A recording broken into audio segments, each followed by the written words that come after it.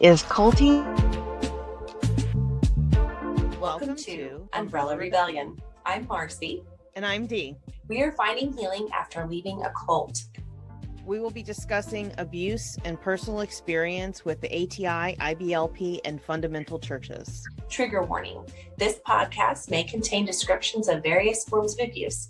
Please take care for your safety and well-being while you are listening. If the content becomes too much for you to handle, please turn this off. We hope to expose harmful teachings that lead to and justify abuse, with the hope that those that are experiencing abuse can find support and escape from it.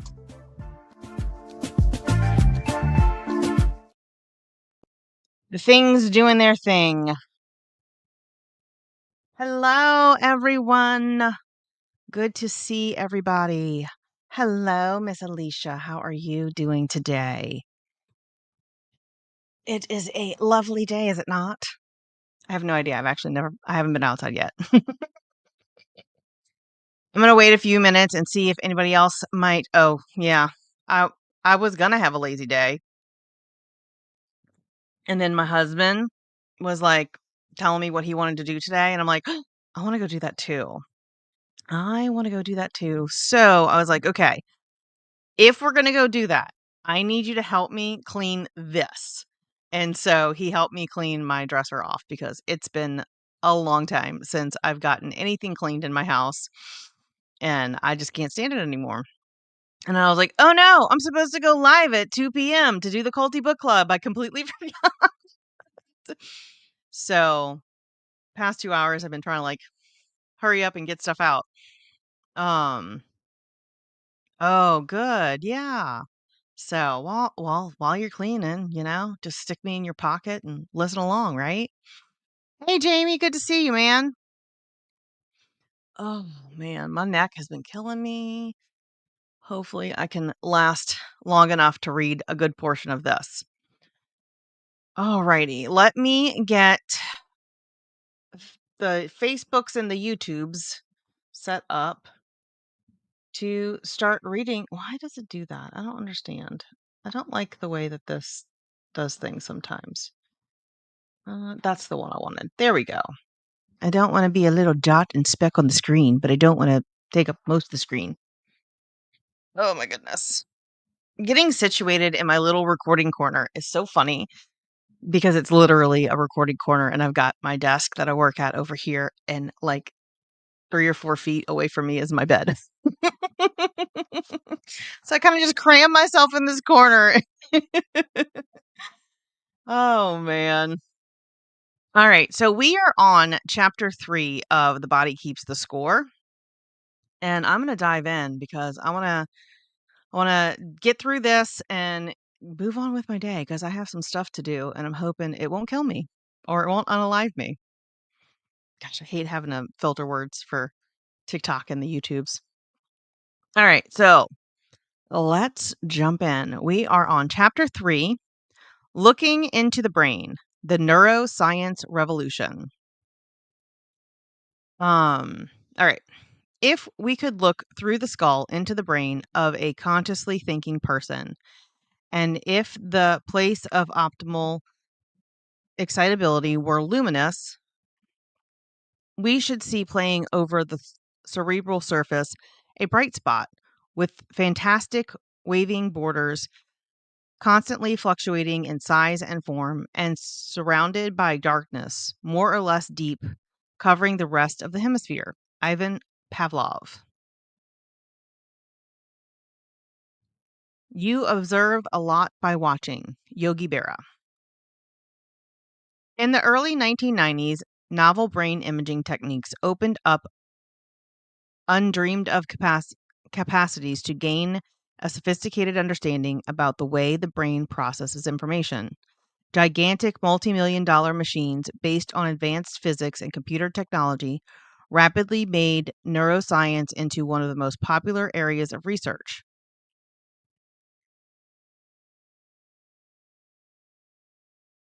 Positron emission tomography, PET, and later functional magnetic resonance imaging fMRI, enabled scientists to visualize how different parts of the brain are activated when people are engaged in certain tasks or when they remember events from the past. For the first time, we could watch the brain as it processed memories, sensations, and emotions and began to map the circuits of mind and consciousness. The earlier technology of measuring brain chemicals like serotonin and norepinephrine had enabled scientists to look at what fueled neural activity, which is a bit like trying to understand a car's engine by studying gasoline. That's an interesting description. Neuroimaging made it possible to see inside the engine. By doing so, it has also transformed our understanding of trauma. Harvard Medical School was and is at the forefront of the neuroscience revolution. And in 1994, a young psychiatrist, Scott Rauch, was appointed as the first director of the Massachusetts General Hospital Neuroimaging Laboratory. After considering the most relevant questions that this new technology could answer and reading some articles I had written, Scott asked whether I thought we could study what happens in the brains of people who have flashbacks. Oh, that's interesting.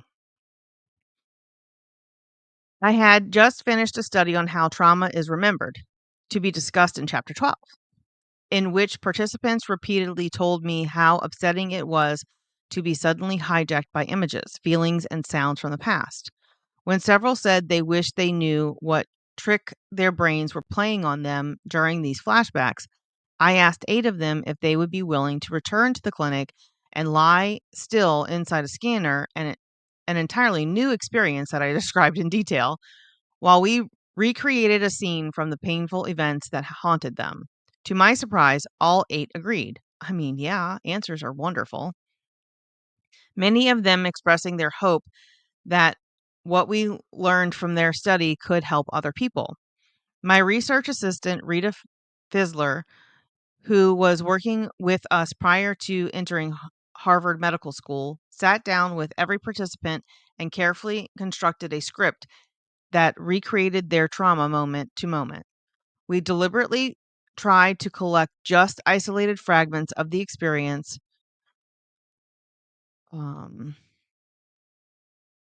particular images, sounds, and feelings, rather than the entire story, because this is how trauma is experienced.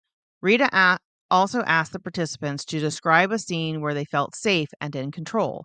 One person described her morning routine, another sitting on the porch of a farmhouse in Vermont overlooking the hills. We would use this script for a second scan to provide a baseline measurement. After the participants checked the scripts for accuracy, reading silently, which is less overwhelming than hearing or speaking, Rita made a voice recording that would be played back to them while they were in the scanner. A typical script. You are 6 years old and getting ready for bed. You hear your mother and father yelling at each other. You are frightened and your stomach is in a knot. You and your younger brother and sister are huddled at the top of the stairs. You look over the banister to see your father holding your mother's arms while she struggles to free herself. Your mother is crying, spitting and hissing like an animal. Your face is flushed and you feel hot all over. When your mother frees herself, she runs to the dining room and breaks a very expensive Chinese vase. You yell at your parents to stop, but they ignore you. Your mom runs upstairs and you hear her breaking the TV. Your little brother and sister try to get her to hide in the closet. Your heart pounds and you're trembling. At this first session, we explained the purpose of the radioactive oxygen oxygen the participants would be breathing. As any part of the brain became more and or less metabolically active, its rate of oxygen consumption would immediately change, which would be picked up by the scanner. We would monitor their blood pressure and heart rate throughout the procedure so that the physiological signs could be compared with brain activity. Several days later, the participants came to the image lab. Marcia, a 40-year-old school teacher from a suburb out of Boston, was the first volunteer to be scanned. Her script took her back to the day 13 years earlier when she picked up her 5-year-old daughter, Melissa, from day camp. As they drove off, Marcia had a persistent beeping, indicating that Melissa's seatbelt was not properly fastened. When Marcia reached over to adjust the belt, she ran a red light. Another car smashed into hers from the right, instantly unaliving her daughter. In the ambulance on the way to the emergency room, the 7-month-old fetus Marcia was carrying also succumbed. Overnight, Marcia had changed from a cheerful woman who was the life of the party into a haunted and depressed person filled with self-blame. She moved from classroom teaching into school administration because working directly with children had become intolerable. As for many parents who have lost children, their happy laughter had become a powerful trigger. Even hiding behind her paperwork, she could barely make it through the day. In a futile attempt to keep her feelings at bay, she coped by working day and night. It was standing outside the scanner as Marcia underwent the procedure and could follow her physiological reactions on a monitor. The moment we turned on the tape recorder, her heart started to race and her blood pressure jumped. Simply hearing the script activated the same physiological responses that had occurred during the accident 13 years earlier. After the recorded script concluded and Marcia's heart and blood pressure returned to normal, we played her second script, getting out of bed and brushing her teeth. This time, her heart rate and blood pressure did not change. As she emerged from the scanner, Marcia looked defeated, drawn out, and frozen. Her breathing was shallow, her eyes were wide open, and her shoulders were hunched. The very image of vulnerability and defenselessness. We tried to comfort her, but I wondered if whatever we discovered would be worth the price of her distress. We have an image on the screen of 3 brains during the scan. One has the right limbic area that is highlighted, like bright. It's bright. And then we have one that shows the visual cortex that's lit up. And then the third one is Broca's area that's lit up. And then the description says, picturing the brain on trauma. Bright spots in A, the limbic area, and B, the visual cortex, show highlighted activation. In drawing C, the brain's speech center shows markedly decreased activation. So the limbic area is really big. The visual cortex is a little bit smaller, and the Broca's area is it's about the same, I think, visually, to the visual cortex in these images. After all 8 participants completed the procedure, Scott Roch went to work with his mathematicians and statisticians to create composite images that compared the arousal created by a flashback with the brain in neutral. I'm reading a book right now. I'm not debunking anything. After a few weeks, he sent me the results, which you see above. I tapped the scans up on the I taped the scans up on the refrigerator in my kitchen, and for the next few months, I stared at them every evening. It occurred to me that this was how early astronomers must have felt when they peered through a telescope at a new constellation. That's pretty cool. There were some puzzling dots and colors on the scan, but the biggest area of brain activation, a large red spot in the right lower center of the brain, which is the limbic area or emotional brain, came as no surprise. It was already well known that intense emotions activate the limbic system, in particular, an area within it called the amygdala. We depend on the amygdala to warn us of impending danger and to activate the body's stress response. Our study clearly showed that when we Our study clearly showed that when traumatized people are presented with images, sounds, or thoughts related to their particular experience, the amygdala reacts with alarm, even, as in Marcia's case, 13 years after the event. Activation of this fear center triggers the cascade of stress hormones and nerve impulses that drive up blood pressure, heart rate, and oxygen intake, preparing the body for fight or flight. The monitors attached to Marcia's arms recorded this physiological state of frantic arousal, even though she never totally lost track of the fact that she was resting quietly in the scanner.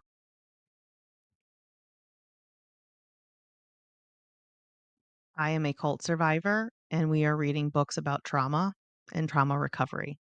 So it is called Culty Book Club for cult survivors. And we're reading The Body Keeps the Score.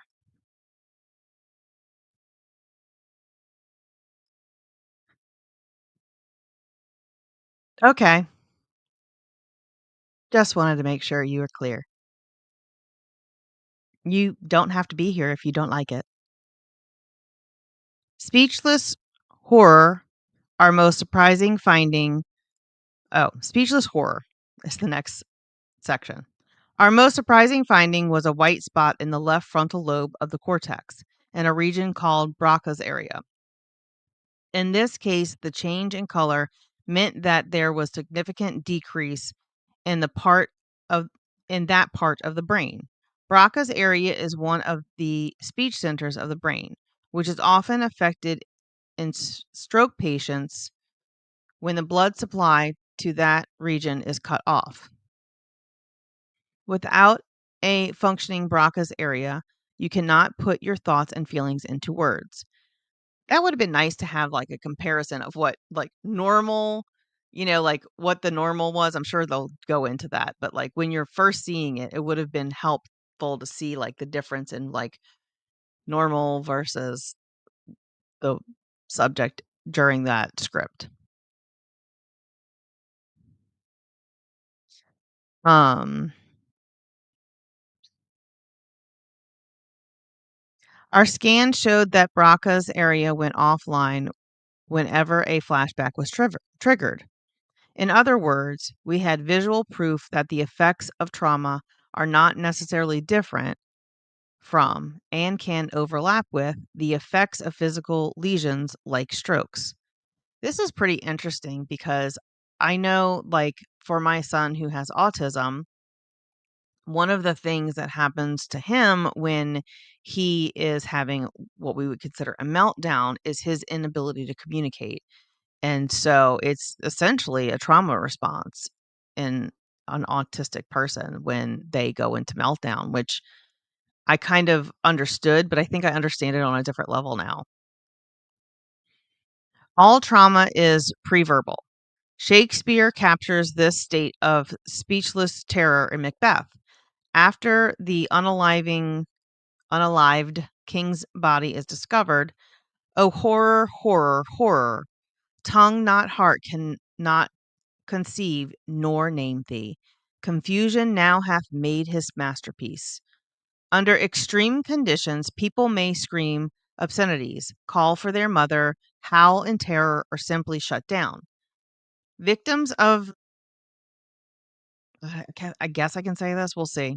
Hopefully, I don't get kicked off. Assault and accidents sit mute and frozen in emergency rooms. Traumatized children lose their tongues and refuse to speak. Photographs of combat soldiers show hollow eyed men staring mutely into a void. Even years later, traumatized people often have enormous difficulty telling other people what has happened to them. Their bodies re experience terror, rage, and helplessness, as well as the impulse to fight or flee. But these feelings are almost impossible to articulate. Trauma by nature drives us to the edge of comprehension, cutting us off from the cutting us off from language based on common experience or an imaginable past. This doesn't mean that people can't talk about a tragedy that has befallen them. Sooner or later, most survivors, like the veterans in chapter 1, come up with what many of them call their cover story. that offers some explanation for the symptoms and behavior for public consumption. These stories, however, rarely capture the inner truth of the experience. Yeah, like let's not go around traumatizing everybody with the full, extent of our stories all the time, right? It is enormously difficult to organize one's traumatic experiences into a coherent account, a narrative with a beginning, a middle, and an end. That is so true because when you're recounting your story, sometimes you forget pieces. And as you're like on my podcast, some of my story, I was like, oh, yeah, I forgot about that. I should probably mention that. And so sometimes I have to fill in some of the gaps that I left in stories as you're trying to come up with a mental recollection of your timeline. Even a seasoned reporter like the famed CBS correspondent Ed Morrow struggled to convey the atrocities he saw when the Nazis concentration camp Buchenwald was liberated in 1945. For educational purposes, TikTok, we're reading a book. Open quote, I pray you believe what I have said. I reported what I saw and heard, but only part of it. For most of it, I have no words. End quote. When words fail, haunting images capture the experience and return as nightmares and flashbacks. In contrast to the deactivation of the Brocas area, another region, Broadman's area 19, lit up in our participants. This is a region in the visual cortex that registers images when they first enter the brain. We were surprised to see brain activation in this area so long after the original experience of trauma. Under ordinary conditions, raw images registered in Area 19 are rapidly diffused to other brain areas that interpret the meaning of what has been seen. Once again, we are witnessing a brain region rekindled as if the trauma were actually occurring. That is wild. I have something floating. I think it's a hair. Gotta love shedding. Yeah. Connecting like the timeline to what age you were or what time period it happened is sometimes really hard. Yeah, I agree. So that's really interesting how, they can visually see on the imaging when these people are recounting a story, even like they said 13 years later, how it's like it's a very new experience each and every time, which makes it you understand why your experience is so visceral every time you experience like a flashback or, are triggered. As we will see in chapter 12, which discusses memory, other unprocessed sense fragments of trauma, like sounds and smells and physical sensations, are also registered separately from the story itself. Similar sensations often trigger a flashback that brings them back into consciousness, apparently unmodified by the passage of time. Next section is shifting to one side of the brain. The scans also revealed that during flashbacks, our subject's brain lit up only on the right side. Today, there's a huge body of scientific and popular literature about the difference between the right and left brains. Back in the early 90s, I had heard that some people had begun to divide the world between left brainers, rational, logical people, and right brainers, the intuitive, artistic ones. But I hadn't paid much attention to this idea. However, our scans clearly showed that images of past trauma activate the right hemisphere of the brain and deactivate the left. Oh, that's interesting. We now know that the two halves of the brain do speak different languages. The right is intuitive, emotional, visual, spatial, and tactile, and the left is linguistic, sequential, and analytical. While the left half of the brain does all the talking, the right half of the brain carries the music of experience. It communicates through facial expressions and body language, and by making the sounds of love, and sorrow by singing, swearing, crying, dancing, or mimicking.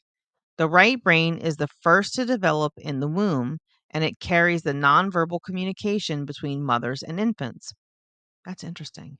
We know the left hemisphere has come online when children start to understand language and learn how to speak. This enables them to name things, compare them, understand their interrelations, and begin to communicate their own unique subjective experiences to others. The left and right sides of the brain also process the imprints of the past in dramatically different ways. The left brain remembers facts, statistics, and the vocabulary of events. We call on it to explain our experiences and put them in order. The right brain stores memories of sound, touch, smell, and the emotions they evoke. It reacts automatically to voices, facial features, and gestures and places experienced in the past. What it recalls feels like intuitive truth, the way things are. Even as we enumerate a loved one's virtues to a friend, our feelings may be more deeply stirred by how her face recalls the aunt we loved at age 4. Under ordinary circumstances, the two sides of the brain work together more or less smoothly, even in people who might be said to favor one side over the other. However, having one side or the other shut down, even temporarily, or having one side cut off entirely, as sometimes happens in early brain surgery, as sometimes happened in early brain surgery, is disabling. Deactivation of the left hemisphere has a direct impact on the capacity to organize experience into logical sequences and to translate our shifting feelings and perceptions into the world. Broca's area, which blacks out during flashbacks, is on the left side. Without sequencing, we can't identify cause and effect, grasp the long term effects of our actions, or create coherent plans for the future. People who are very upset sometimes say they are losing their minds, quote unquote. In technical terms, they are experiencing the loss of executive functioning.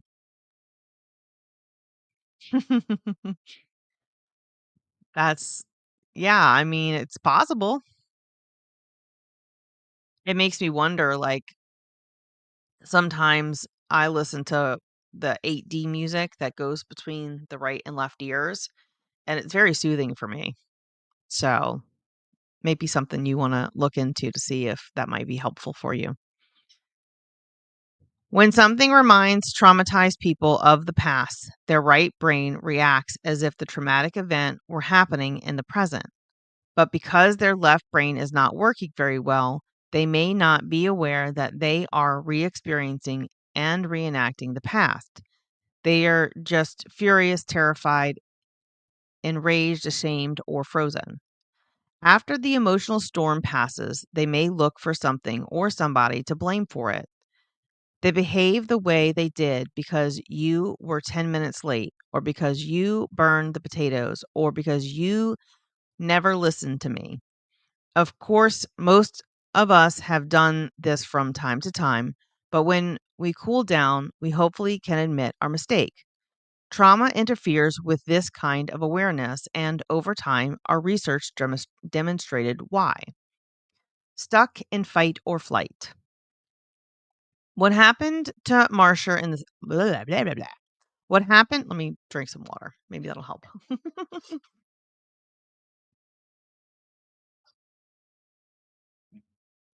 What happened to Marsha in the scanner gradually started to make sense.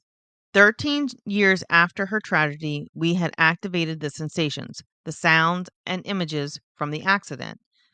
They were still stored in her memory.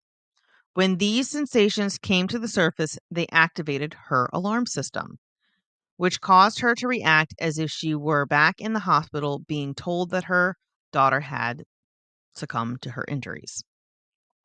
The passage of 13 years was erased. Her sharply increased heart rate and blood pressure readings reflected her physiological state of frantic alarm. Adrenaline is one of the hormones that are critical to help us fight back or flee in the face of danger. Increased adrenaline was responsible for our participants' dramatic rise in heart rate and blood pressure while listening to their trauma narrative. Under normal conditions, people react to the threat with a temporary increase in their stress hormones. As soon as the threat is over, the hormone dissipates and the body returns to normal.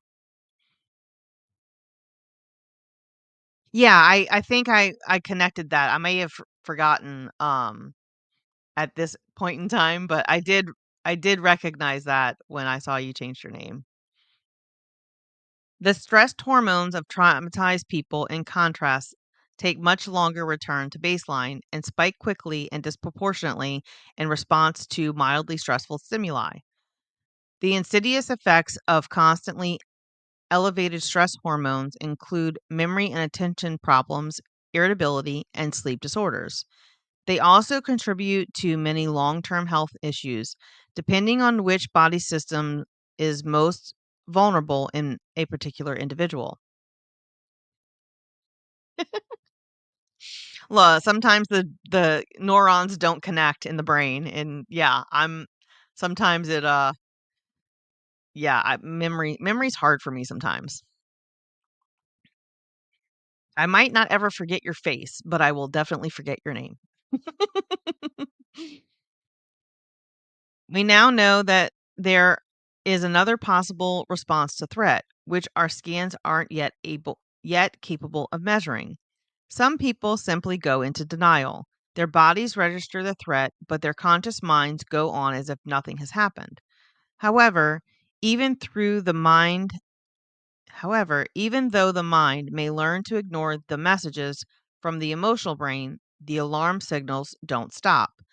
The emotional brain keeps working and stress hormones keep sending signals. Blech. The stress hormones keep sending signals to the muscles to tense for action or immobilize and collapse. The physical effects on the organs go on unabated until they demand notice when they are expressed as illness. Medications, drugs, and alcohol can temporarily dull or obliterate unbearable sensations and feelings, but the body continues to keep the score. We can interpret what happened to Marcia in the scanner from several different perspectives, each of which has implications for treatment. We can focus on the neurochemical and physiological disruptions that were so evident and make a case that she is suffering from a biochemical imbalance that is reactivated whenever she is reminded of her daughter's unaliving. We might then search for a rug or a combination of rugs that would damp down the reaction or, in the best case, restore her chemical equilibrium. Based on the results of our scans, some of my colleagues at MGH began investigating rugs that might make people less responsive to the effects of elevated adrenaline. We can also make a strong case that Marcia is hypersensitized to her memories of the past and that the best treatment would be some form of desensitization. After repeatedly rehashing the details of the trauma with a therapist, her biological responses might become muted so that she could realize and remember that this was then and that was then and this was now, rather than reliving the experience over and over. For 100 years or more, every textbook of psychology and psychotherapy has advised that some method of talking about distressing feelings can resolve them. However, as we've seen, the experience of trauma itself gets in the way of being able to do that. No matter how much insight and understanding we develop, the rational brain is basically impotent to talk. Wait. No matter how much insight and understanding we develop, the rational brain is basically impotent to talk the emotional brain out of its own reality. Okay, got it. I am continually impressed by how difficult it is for people who have gone through the unspeakable to convey the essence of their experience. It is so much easier for them to talk about what has been done to them, to tell the story of victimization and revenge, than to notice, feel, or put into words the reality of their internal experience. Our scans had revealed how their dread persisted and could be triggered by multiple aspects of daily experience. They had not integrated their experience into the ongoing stream of their life. They continued to be there and did not know how to be here, fully alive in the present. 3 years after being a participant in our study, Marcia came to see me as a patient. I successfully treated her with EMDR, the subject of chapter 15. All right. Well, that was the end of chapter 3 and part 1. So, what do y'all think so far about this book?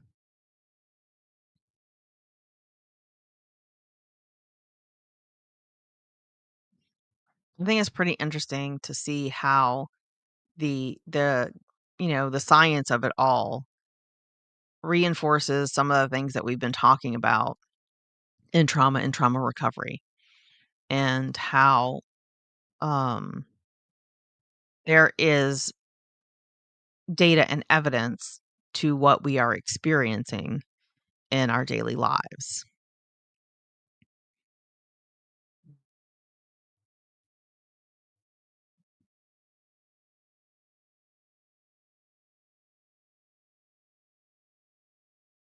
Looks like I lost everybody. Hopefully one day that this will be a very interactive book club online, and we can discuss things and talk about things and support each other through the traumas that we're experiencing or have experienced. That is my dream, to build a community of support for us that are going through the process of recovering from trauma, whether it be daily trauma, regular life trauma, cult trauma, religious trauma, family trauma, all those traumas. So, um,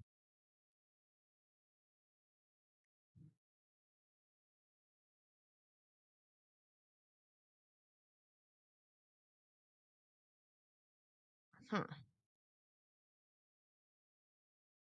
I don't know.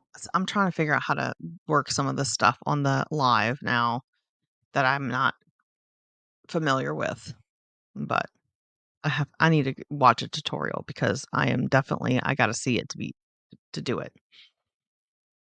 All right. Well, since we really don't have anybody that is here to have a discussion, I guess I will just end this today, and we will see you next week. If somebody has not told you today or ever, I am proud of you.